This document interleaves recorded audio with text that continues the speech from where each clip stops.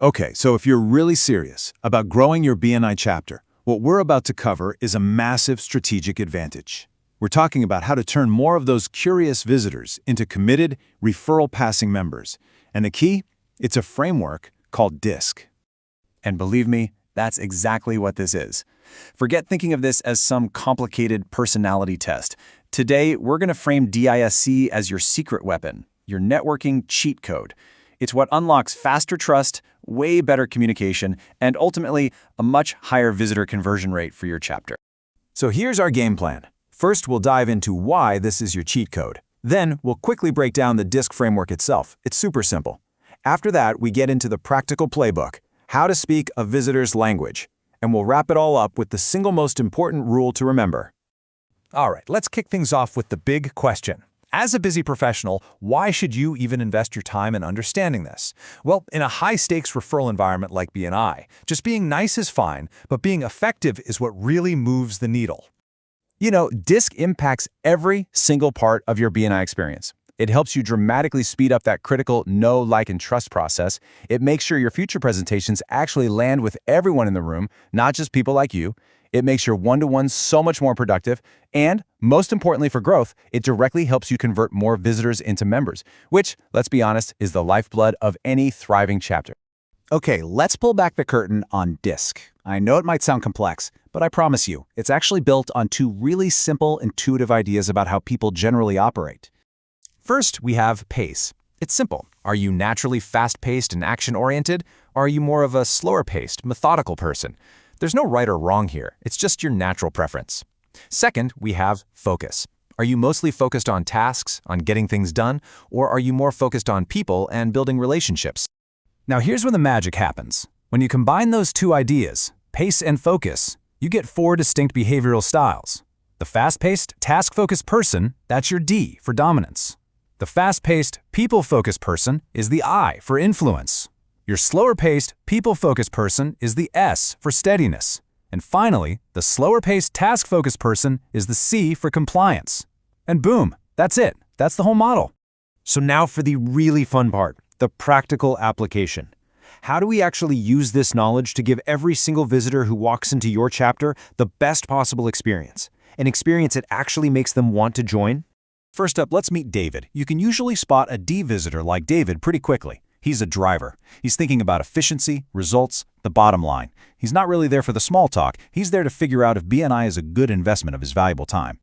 So how in the world do you host David? Simple. Get straight to the point. Talk about the return on investment of a BNI membership. Tell him how by joining, he can literally lock out his competition. You want to keep your explanations brief, bottom line, and focused on results. Trust me, wasting his time is the fastest way to lose his interest for good. Next, let's say hello to Ian, the I, or the influencer. Now, Ian is basically the polar opposite of David. He's all about people, connections, and energy.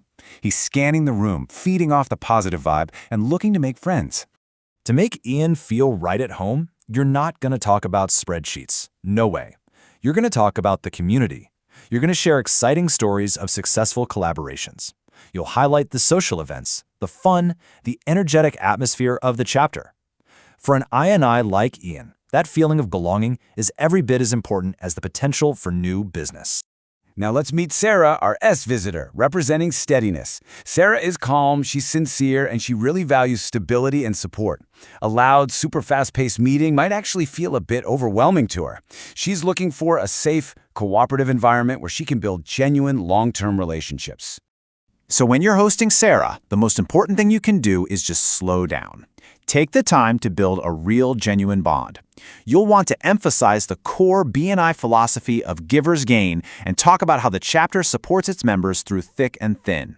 You've got to make her feel welcomed and secure, not pressured. And finally, we have Carl, the C for compliance or conscientiousness. Carl is the analyst of the group. He's probably looking at the visitor packet with a magnifying glass because he's driven by accuracy, logic, and systems. He wants to know how this whole thing actually works. To win Carl over, you have to be prepared. You can't just wing it. Bring the facts. Show him the actual BNI statistics on member success. Walk him step by step through the structure and process of the weekly meeting. For Carl, the proof is in the process, and understanding the system is what will give him the confidence he needs to apply. So we've met all 4 visitor types. What's the one big idea, the one thing that ties all of this together? Well, it comes down to a new spin on a very famous rule. This right here, this is the BNI golden rule of communication. Think about it. If you're a high I, your natural instinct is to be bubbly and social with everyone. But as we just saw, that is not what David the driver or Carl the compliant wants or needs. The real key to success is adaptation. When you adapt your style to meet their needs, you lower their guard, you build trust, and you open the door to a really successful business relationship. So that leaves us with one final thought. The very next time a visitor walks through your chapter's door, just take a second to observe. Are they a David, an Ian, a Sarah, or a Carl? Because knowing the answer and then choosing to adapt your approach might just be the one thing that convinces them this is the place for them. So, which visitor's language will you choose to speak this week?